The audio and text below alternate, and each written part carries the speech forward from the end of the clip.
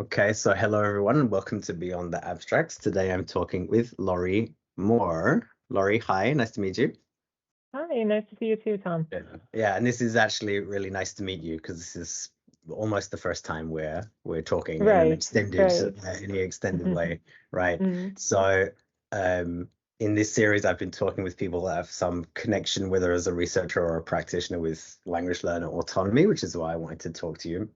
But before we get into our conversation today, could you give a little bit of a self-introduction, like about your backgrounds, how you came to be interested in this field, right, that kind of thing? Sure, of course. Well, I've been teaching for about 15 years. I'm originally from a business background, so I studied finance and I got an MBA, and I was just sort of unfulfilled with what I was doing at the time. So I stumbled across teaching. A friend of mine was taking the CELTA, and I thought, all right, I'll try it out. And I loved it. So I got into teaching at a relatively late age. I think it was about 35. But it was what I realized I'd always been wanting to do, but didn't know it. And for me, because you asked the question about how I got into language learner autonomy, for me, it was almost just something that I did naturally at the beginning. I guess we were kind of drilled on the CELTA to hand over to our learners, and I never really quite knew what that meant. But I did know that it meant listening to the learners, right, and kind of responding to them. And I think one thing that I kind of grew up with was sort of this sense of empathy. I moved around a lot as a kid, so I kind of was a listener in all of these new contexts. And it, I think, prepared me pretty well for the classroom. Let's see, fast forward 15 years, I now teach the CELTA. I loved it so much, I got my Delta, and I went on to get a master's in language education, and now I'm doing the DProf at St. Andrews with you. Mm-hmm. Yeah, so teaching the CELTA, and I really like that, and I make sure to, talk a lot about learner-centeredness and also kind of explain what it is and how it can be done. I teach also at the university. I guess one of the things I'm looking at now is this whole idea of not just learner autonomy, but also teacher autonomy, because of course I am in like a curriculum constrained context in a lot of cases and not all of them. So I'm very interested in how we can find some wiggle room within a curriculum to truly provide, maybe not truly, but as much as possible to provide some space for learners to take agency and make decisions. So yeah, so I've got a lot of things kind of going on right now. I have a lot of different interests. I'm looking into social learning at the moment, non-formal learning, out-of-class learning. I think these areas are very interesting. Also post-pandemic, when we saw a lot of, Generation Z doing even more online and more learning online. So these are kind of the areas that I'm interested in right now, among many others. Nice. Well, I'm seeing a lot of overlap there with my interests as well.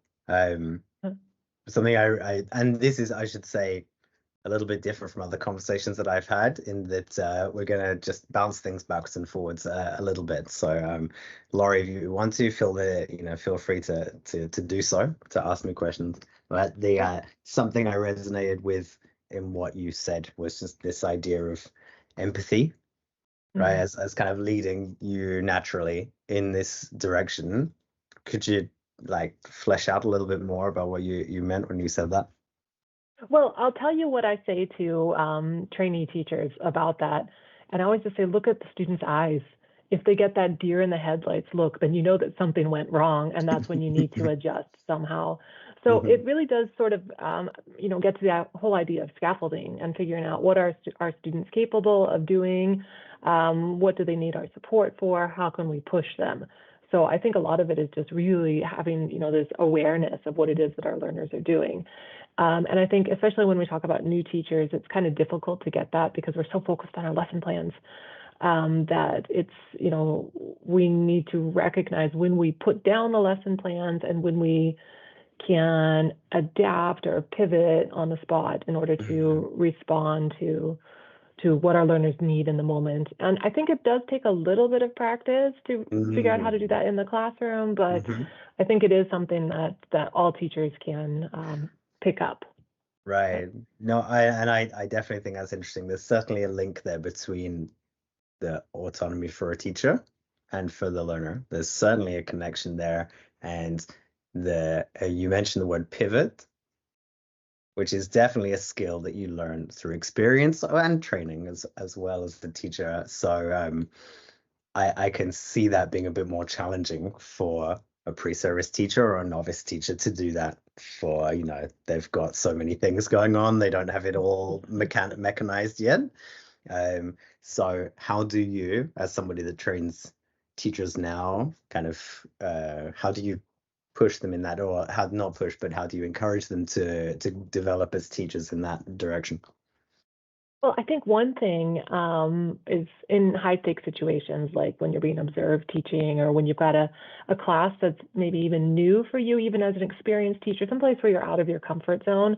We're so focused on doing the right thing. We've got this thing in our head, we've got to do it, and we've got to do it a certain way. And I think we need to break free from that a little bit.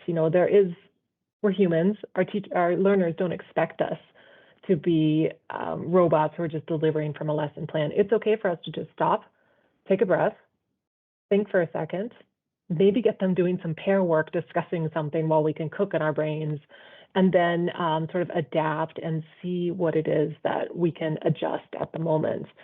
And I think one thing that I've become a little bit braver about is actually, even in the middle of an activity or a lesson, is just kind of not stopping, but maybe pausing and just asking the learners what they want to do next.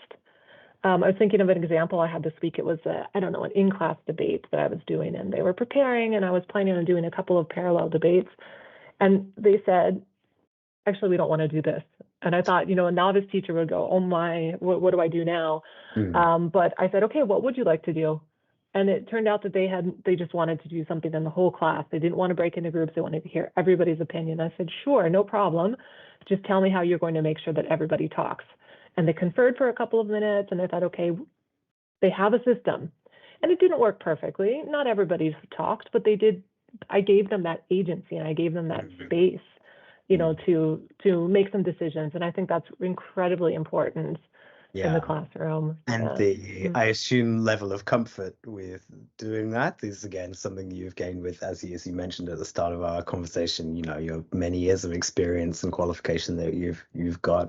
And sure, but if I can, I still do sweat, right? I don't think it really matters. Of course, at the beginning, I would have fumbled that a little bit, sure. But after I still, have this feeling, and maybe I don't need to have it as much as I do, but I want to, make sure that my learners feel comfortable. Yes. And sometimes that's at the expense of me saying, oh, okay, like I said before, moving out of my comfort zone and trying something new, right?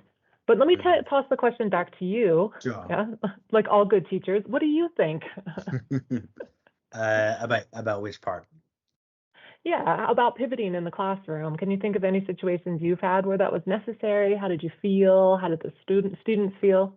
Oh, certainly. That's my question to you was born out of my own experience as a teacher, which I've similar amount of time, maybe 15 years or so in the classroom, and just the increasing level of comfort that has come with doing that. It happens all the time, and I'm way more comfortable with doing it now than I ever was in the past. And I think one thing that ongoing formal training or qualification has kind of ingrained in me that's helpful in doing that is reflection.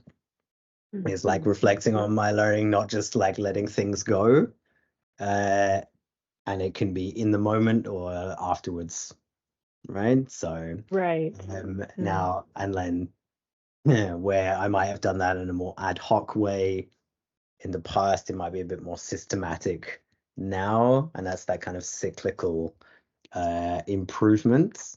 And I think that has correlated with my comfort in pivoting and then handing over that autonomy to make decisions to the learners and have a more learner-centered classroom. Is that something that you have experience with, or that makes sense to you? Sure. Yeah, I really like that. And I think one thing as well is sort of we've increased our comfort in being uncomfortable, right? So maybe our tolerance for ambiguity with experience. That's a nice way to put it.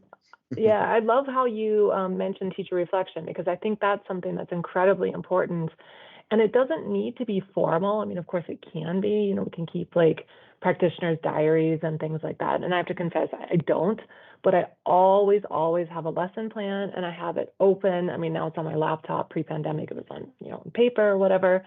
So I would, in the old days, scribble all over it and highlight things and move things. And now I just make those notes on my laptop and say, okay, good, this task didn't work. Next time I need to find a better one. This one only took 5 minutes. This one took 45 minutes. I could exploit this more by doing this, this, and this. So I kind of do my teacher reflection as like a lesson plan update, Right. I guess. Yeah, Right. yeah, just to think about it. And sometimes I fix the lesson plan immediately, but I find it almost more useful for me to just put in comments. So that when I pick it up again, I look at, okay, this is what I did, and this is what I think I could change. And then, of course, let's say sometimes I teach class once a year or something. So the next year I get back, look at the lesson plan, I say, okay, so I did that. I wanted to do that, but actually this group of learners probably would like see even better, you know, so it's kind of building up this awareness of what we did, what we can do, and what we should do, if you know what I mean. Yep. But Yep. tell me more, because you said you do it, you reflect a little bit more formally. So how do you do that?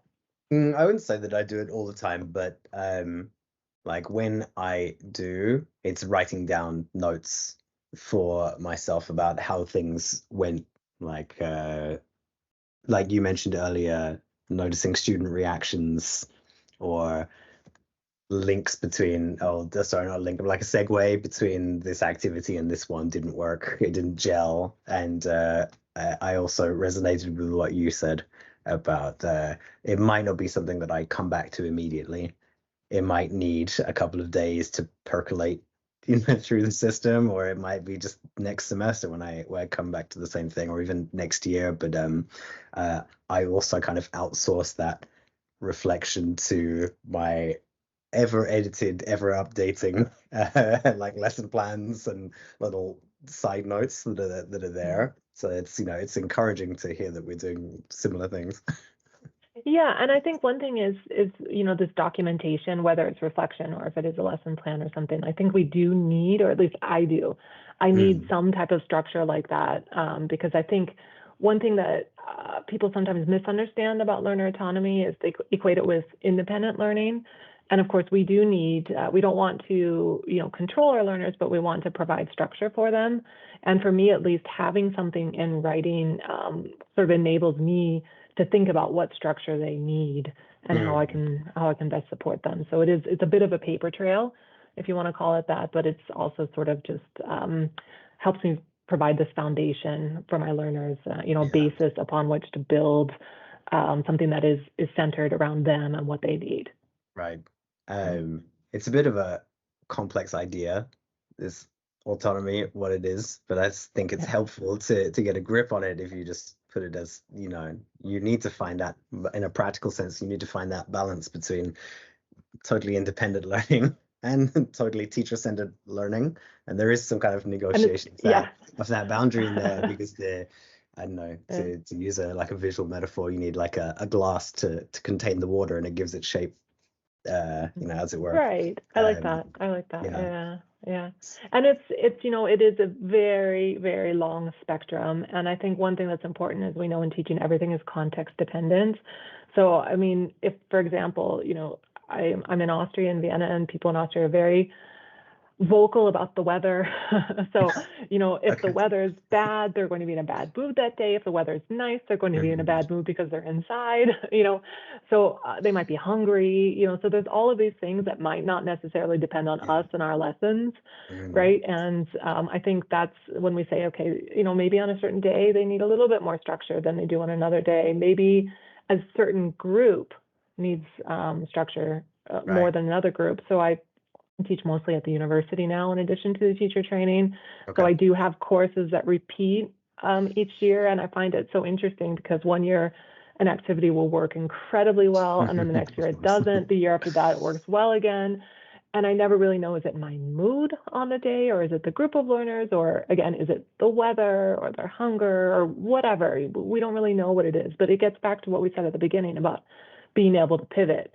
So we're not Yeah. going to stick with this activity because it worked last year. Yeah. But if we recognize it doesn't work, whatever, move on to Mhm. something else. Yes. Right. And Yeah. I think if we get back to, novice teachers and this fear of giving something up, I think in general, if we, stop what we're doing and switch to a different task, it will still be a more successful lesson than forcing through a task that's not working.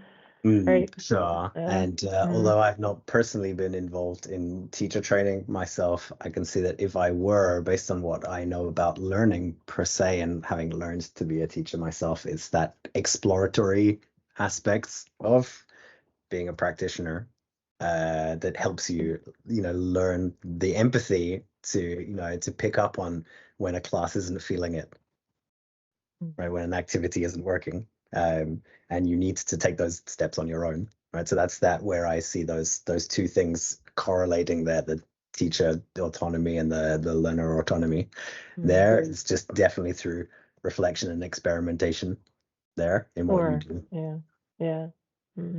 Absolutely. Yeah. Going back to a bit of your background, I'm still kind of interested in the jump from business to language teaching. Was there anything in that background that fed forward into Well, I your think it's teaching really career? I think it's really interesting. I got my bachelor's in philosophy because I guess that's what you do when you're 18. You don't know what else you want to do with your life. And I very quickly realized that I can't do much with that. So I sort of stumbled and I moved to Europe at the time. Just, I guess now you would call it a gap year, but back then gap years were just being lazy, not knowing what you wanted to do. And I actually got into the studies, so my finance degree and the MBA, because it was all that was offered in English at the time in Austria, right? And it was a program accredited in the US and in Austria, and I wasn't sure if I was staying. So I kind of got into that and was working in some small businesses, but just really unfulfilled. I had, I guess they call it the Sunday scaries, where, every Sunday night I thought, I can't do this tomorrow. I really don't want to do it. And that was when, just this casual conversation with a friend came up and, why not teach? And I thought, I want to do that. And then I loved it. And just to answer your question about, feeding forward with the business, I do teach a lot of like financial English now, business English settings. So that really helped me get a foot in the door because Austria is very degree oriented. So I had these two nice little degrees, even though I didn't really do much with them. It was still this formal qualification that was very respected, or is still respected in Austria. I don't think it should be because, like I said, there's not, to be perfectly frank, I haven't really worked in that setting enough to say I'm, fabulous at this particular thing. But that helped me get, I guess, where I am now. And of course, I think one thing that I've sort of been looking at recently is this whole idea of, ESP and how we can adapt in certain situations. So I started off teaching financial English, in companies, and then in study programs at the university at the bachelor's level and later the master's level. But I also teach students who are studying finance or finance. Let's see, what else do I do? Gaming, right? Some students are getting their bachelor's in gaming and film and engineering. I've done, all of these different aspects of it. And again, I think that's something where learner autonomy plays an incredibly key role. Because, sometimes I walk into classrooms and my students know so much more than I do. Let's talk about those gamers, right, who are quite young, about 20 or something like that, getting their bachelor's. And what do I know about gaming except like Super Mario Brothers and Candy Crush, like that. But they've been doing this since they were really, really little. They know the vocabulary. They know it all. They know how games work. But I think our goal as practitioners is to figure out how they can carry on intelligent conversations, right? And just sort of get their ideas across, but using what they already know, which of course is an aspect of language learner autonomy, is that we put them, again, in the center to say that, and we let them direct.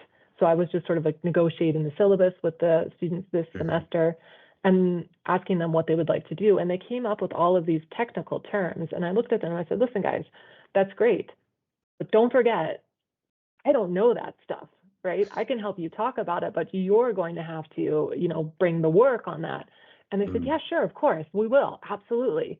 right? So I think a little bit of that is giving them the space and, not sort of shoving these classic business skills down their throats, like let's have a meeting or let's write an email, right? Mhm. Unless, of course, that meeting and the email is very, very focused around what their needs are. So again, it is maybe getting back to this tolerance of ambiguity, because I was thinking in my head, all right, how am I going to do this? I know nothing about games design, but luckily there's this thing called the internet and our friend ChatGPT, who will tell me how games design works enough for me to think about a lesson, right? Yeah. And also part of it is, the students teaching you, because in Oh, order to teach something, you have to know it very well, right? And there's yeah. many kinds of ways that they can demonstrate proficiency. Sure. I also think it's interesting that you have these many hats that you wear. I also think there's something in being kind of a role model to them, in the sense like that that you're demonstrating to them that you don't just have to stick to one subject area or one discipline. You can have a foot in many camps, or you can wear many hats, and that just helps you develop as a more rounded person. And they need to add more strings to their bow as time Sure. goes on, And as they develop. I think, again, it's a little bit about showing vulnerability as a teacher. And, because when I was a new teacher, I thought I had to know everything. But of course, especially this was in company training where they know what they're doing and I don't know what they're doing. And just trying to bluff your way through that can never be successful. So, I mean, that pretty much really, really quickly taught me I don't need to bluff, right? I can say to them, this is your field. I can help you talk about it, right? But I don't know everything about financial statements, right? I don't know Austrian tax law like you do if you're, certified public accountants or whatever. So I think this is a little bit of this giving them, again, the agency and the freedom and letting them make choices. I think that's one thing that is so essential about learner autonomy. And when I, am asked to say, okay, what is it? Define it for me. I don't go into this big long thing, and I just say it's choice, right? Just because I think this one word is incredibly important. Obviously, there's a lot more that is involved in it, but in my opinion, that's what it boils down to: is can we give them the choices, or do we make the decisions for them? And again, it's somewhere on the spectrum. We know, of course, that too much choice can be very overwhelming. It needs to be relevant and meaningful choice, but we can, and again, this is also sort of with the curriculum constraints, we can find ways to provide choice. I'm absolutely certain about that in every single activity that we do. Even if, one thing that I almost always do is, and my students know this by now, is if we're doing a discussion task or something like that, I'll say, okay, I'd like you to discuss, maybe, I don't know, even here's some questions that I thought of. Choose whichever ones you want to talk about, and we'll go over in 15 minutes. Yeah, you can do all of them, you can do one of them, you can come up with your own questions, whatever. And they go for it. They really like that. And some will go through all of the questions. Some will create their own questions, and some will get stuck on one question and then discuss it in 15 minutes. And there's nothing wrong with that, right? We don't have to, do everything. So you could say that that's the defining quality of what learner autonomy is this choice, the idea of choice. I think it should be the basis for sure. Okay, yeah. And then we can can look get at into more academic definitions beyond that. We boil it down. Okay. Is that something that's going to play out in, as you mentioned before, we're both doing this DProf, this professional doctorate in language education. Is that something that you're going to be investigating as part of your work? Yeah, of course. Yeah. And it's really funny because when I applied for the program, I actually, in my application, I don't think I mentioned learner autonomy at all. I mean, people know it because they know I'm involved with IATEFL's learner autonomy special interest group, and I have been for many years. So it is kind of like associated with me in a lot of contexts. But for me, I find that the word can sometimes be quite empty, right? Because it's very overused, and overused, I think, not quite accurately. So it's very broad. I think about a lot of, I don't know, papers that I've read that mention learner autonomy, and I think, I'm not really quite sure how I see that. Maybe, there's a huge scope for it. So I guess basically what I'm trying to say is, of course, it will be in the focus of my my work for my doctorate, but not explicitly. you know what I mean by that? Like it's just, I find it's just this all encompassing aspect of teaching in general. So it should be part of all aspects of what we do in research and what we do in teaching. But I think it would be hard to make it purely the focus of any research, right? What do you think about that? Because I know that you've been very involved in it and looking at different types of research. What have you seen?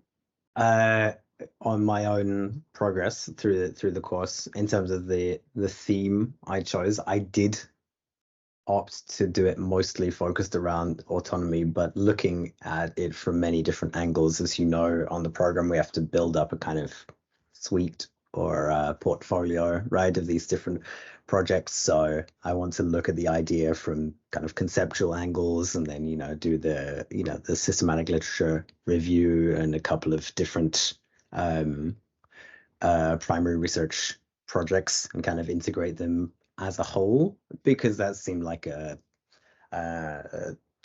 cohesive way to build up this portfolio, to have that. But I totally acknowledge and recognize what you said about it being an undercurrent in almost anything that you do related to teaching.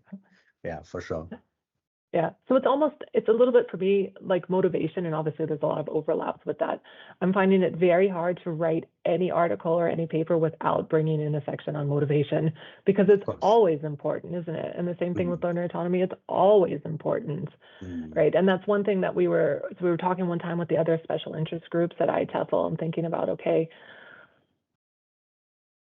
LASIG, how is it unique? And there's so many ways that it is unique. And I think a lot of it is really, especially in certain contexts, that could be very sort of top-down focused and possibly like very rigid as far as like the government structure of teaching is concerned.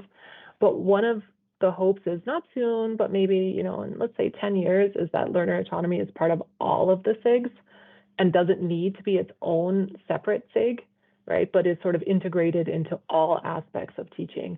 And I know I was talking to, I think it was Lainey Dam a couple of years ago, I think, at a conference, and she's been very involved with the field for 50 years, right?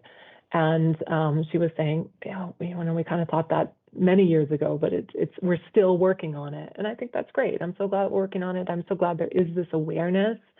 Like I said, I find that the term is kind of used very vaguely in a lot of cases, but at least it's being used, right? So people are kind of becoming aware of the concept. And I think the resources that you're putting together and your website, I think is just fabulous, to have a place where people can go and to learn more, right, about the fields, right? So, and how much it can do, right?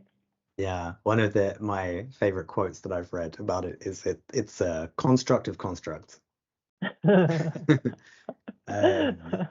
So I can't remember who said that off the top of my head. I can't hear that. I don't know. I haven't heard that, but I like it.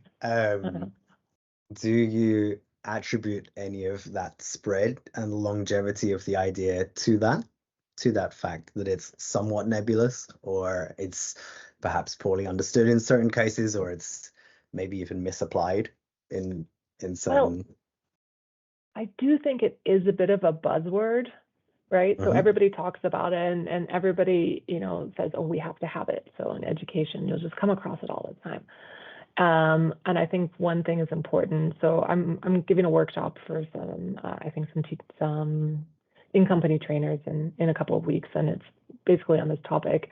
And my, I guess the abstract of it is, okay, everybody's talking about learner autonomy, but what is it? And how do we do it? And I think that second question is even more important than what it is how do we do it? And, getting, especially as practitioners, let's not talk about it, let's do it, right? And then just, get like a little toolbox. These are the things that we can do. There can be activities that are fully learner generated or learner designed, or we can do, like I said before, opting for little tiny bits of choice within a task. So I think there is a lot of research, but I would love to see a lot more maybe about the practice. So reading some really good like action research projects on it, and not really just, like I've seen quite a bit on, do people want learner autonomy or do people want teacher autonomy? Yeah, I think we do, right? Like I think that the literature has established that, with self-determination theory, pretty clear. We do, right? It's just sort of like, how do we do it? Right. And I think one of the things is, and this is a conversation I know that we on the DProf have been talking about quite a bit, is that we see in general, academic research is funded and it's a requirement of people's jobs, but, actual practitioners and school teachers often don't have access to that kind of funding. Right, so they're not sent to conferences and they're not, encouraged to write papers or to do research in a lot of cases, not always, but in a lot of cases. So I think that aspect is, that aspect of practice is underrepresented. And if we think about it, I don't think that research and practice is a chicken and egg situation. I think it's very clear that the teaching came first. And then the research can absolutely enhance it, but we need to have this connection for sure between practice and research. So how closely do you associate action research and autonomy? Well, I think that's a really interesting question, because action research, it's improving our practice, right? But we could do an action research project where we never once talk to our students. Right. It is, hopefully we'll have questionnaires or we'll have, feedback or focus groups or something like that. But an action research project could be designed by the teacher, right? We say, I want to be able to do X better, right? Whereas maybe something along the lines of like exploratory practice, where you sit down with your learners together. So we could do something, I guess, that students as researchers is what it's called, and ask them, okay, what would you like to do? How would you like to change the curriculum? Let's go through and let's plan a project that's centered around that, and really get them involved and get them leading the exploratory practice or the action research project. So yes, of course, action research can, really support learner autonomy, but it doesn't have to. It could be purely teacher focused if it's not done well, I guess. Yeah. Good. No, I feel the same way, but that it's probably the most promising methodology, even though action research or practitioner research is a very broad church. It's probably, I think, the most sensible research methodology to adopt if you're going to do some kind of research on such a complex construct. You have to boil it down to the specifics of, we're here in the classroom together. Right, and we have to make this activity meaningful for everybody there, and that's the best framework within which to do it. Sure. So I'm toying with an idea, and I'm not sure if I'm going to do it yet, but I've got a class that's starting next week, and it's just this exact idea that I told you about before, where my students, they're master's students, they're C1, they are getting a master's in tax management, they work as auditors for the government, or they work as accountants. They know everything about the field. And I come in thinking, okay, good, I have a master's in finance, but it doesn't do me any good because I don't work 40 plus hours in the field. So I've been thinking for years, I've done this class for years, and every year it's sort of the same thing. Is how do I challenge them? How can I do this? And I've done action research with them before. I did project-based learning, sort of out-of-class assignments. That was really, really successful for 1 year, and then the next year the students hated it. And I think one reason for that was that I was so focused on how successful it was the year before that I was sort of transferring this thing to another group of students without really focusing on what they want to do. So what I am thinking about doing this semester, and the class starts next week, so it's a little tight, is just coming in and say, okay, choose your homework assignment. More or less. I know this would be definitely a type of experiment, because they're going to think, wait, what? And obviously we spoke before about how much choice is too much choice and what kind of structure to give. And that's not a structure, but I just want to see their reactions. And I would love to see if they're capable of doing it. Because again, they're C1 and masters and experienced and so on. But what do you think about that? Can you imagine something like that? Yeah, the word that came into my head when I was listening to you explain the idea was readiness. Are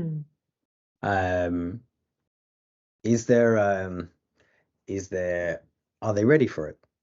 Is there probably something, not? right? Is there something? I think that's something that comes out of the research as well, right? One of these one of the factors that's important to take account of is, are they ready for it? Them, the learners, are the teachers ready to give it? It sounds like you definitely are.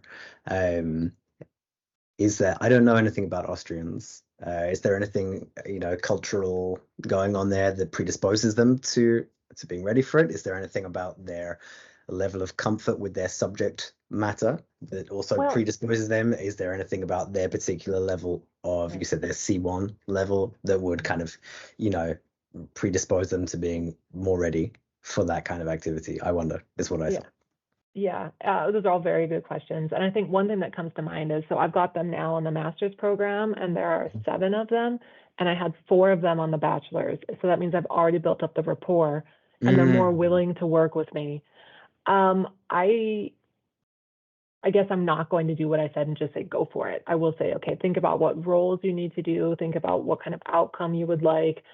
I want to avoid giving them some suggestions, but in my head, I was thinking they could do a case study, or they could create a new tax, or they could analyze a fraud situation or something like that. So I do have ideas, but I'd like to not feed that into them, because I'm just so curious, right? And again, this is, if we talk a little bit about action research in general, I can hear myself saying that it's more about me, right, than it is about them. So I guess we have to rein ourselves in as well. But I'm trying to figure out something like this again, by next week, where I can give them a little bit of structure now, and then maybe next semester, because I'll have them next semester as well, have them adapt the project. And that's probably the way I'll go, is give them something a little bit more guided this semester, and then ask them next semester, okay, now fix it and do what you would like to do, and think about how you did it before. So this is, something else that comes out in the literature is like, strategy training. And normally that's talking about things to do with language, but it equally applies to, designing a research project or something. It's, training in skills so that one can work independently, right? Eventually within a given context. So I wouldn't think that there's anything wrong with you doing as you said and scaffolding it a bit more initially and then transferring that responsibility slowly. I don't think that's antithetical to the idea of autonomy or autonomic goal either. In my own classes, I do, research projects with the students, or the self-guided, research projects on slang usage. That's just something we do. And, part of that is they need to learn research skills in order to do that, and if I just told them, hey, have at it, just go with no input, that would be a tall order to do. Yeah, sure. And I think one thing as well, especially with university students and master's students, they've got this English class and they see it as a fun break from their content courses, which is fine. I just don't want to make it too easy for them. We want to challenge them, right? Because I think in general, we as humans, we're always aiming for just a little bit more than we have, right? I think that is a little bit of our human nature, is this bit of achievement. Yeah.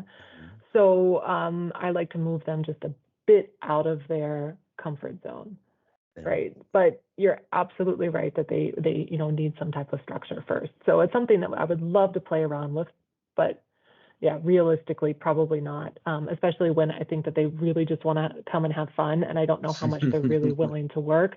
Right. So it's possible they say, actually, you know what? All I want is some grammar tasks. Yeah. In which case I would say, have fun, go to the internet and find some grammar tasks. Let me know what you find. Yeah. Which, of course, is, providing this element of choice again, right? Yes, so it is, like you said, strategies, but also learner training and letting them, encouraging them to find resources and to figure out what it is that they really want to do. Yeah.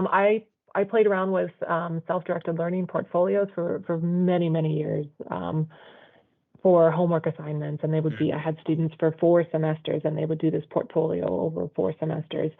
And many of them, when they, thought about their goals and they thought about what they wanted to achieve and focus for the semester, they would say, I want to focus on grammar. And maybe 3 weeks into the semester, they would come to me and say, I'm so bored. I hate this. Can I do something else? Sure. Don't do grammar. Yeah. I mean, they can focus, on grammar, but in context of some sort. But yes, I think we know it needs to be meaningful. Yeah, exactly. Yeah. Lawrie, I'm mindful of your time. Like we've been talking for almost 45 minutes already, but It's been a good if conversation. no, been a good conversation. But Yeah. yeah, before we wrap things up, is there like what's the bullet point or like one big most important thing, right? You think is, the most important thing to talk about in this area that we haven't talked about yet, or something like on the horizon that's the big next thing coming up, according to you? Well, if I knew that. No, I think we are having a lot of conversations now, and I think there's certain aspects that we've been looking at for a while, like collaboration. I like to think about community, right, and just sort of community building. And I think we have seen this post-pandemic, is that we are trying to come together, and just sort of going back to this idea of co-constructing knowledge. And this could be students working together to come up with something, design something, create, execute something. But I also think it's us as practitioners and as researchers, it's how we can get together and how we can co-construct the knowledge as well. Is where do we want to go? Who is benefiting, right? Because we need to remember our learners. It would be great if we could have some sort of community-based element where it's not just, we talk a lot about like researchers and practitioners, but where are the learners in this? Right. So it's not just two, it's actually three, right? Probably more. We've got so many stakeholders, especially if we're looking at, young learners, for example. But how can we get this community going a little bit more, I think is what's interesting there. And I think, like resources like yours, where it's accessible to people around the world. We've got, IATEFL in, a lot of the world, or TESOL, which is also in a lot of the world, but a lot in the Americas. These organizations, I think, are fabulous in kind of spreading the word. But it's not just dissemination, it's also bringing people in and getting people, people get to know each other and they get to exchange ideas. And I think one thing that we see here now, as educators, we often listen so much in the classroom that when we get together as other educators, we just want to talk and get ideas, and we want to do stuff, and we want to be inspired. And I think that that's something that we can do very well with each other as a community. We just need the platform, and all these webinars that are going on, and how we've moved things, a lot of things online since the pandemic, I think is very, very good progress that we've been going through. Yeah. In the field in general. Nice. And I think, talking about community and bringing it back to the beginning of the conversation again, centering that idea of empathy is the most important thing in community building, right? In building all those links between all of those different groups and getting people to talk on a level, kind of leveling out the playing field, that's a really essential value, I think. Right. Yeah. Right. And also just listening to all of the different voices that we have. And I think that's one thing that's, really exciting again about webinars, is that we can listen, to somebody talking about a project somewhere in Asia where I would really never get to, and I would never get to see a project like that, but I can listen to somebody talk about it. And especially hearing people be so passionate about what it is that they do. And I think it's very inspiring, just to have this access that we have now, this information access, and we don't really need to go anywhere. Look, I'm at my home. I think you're at your home as well. It's great. Yeah, we have absolutely no problem communicating with each other. So, bringing that into a wider environment is great. All right. Well, on that note, we can leave it there. But Lawrie, thank you for a wonderful conversation. Thank you for your time. And I look forward to seeing all the developments in your projects over the coming years. And yours too. Thank you so much, Tom. It's great. Thank you. Yeah, really nice talking to you. All right. Yeah, nice talking to you too. Okay. Alrighty. Bye-bye.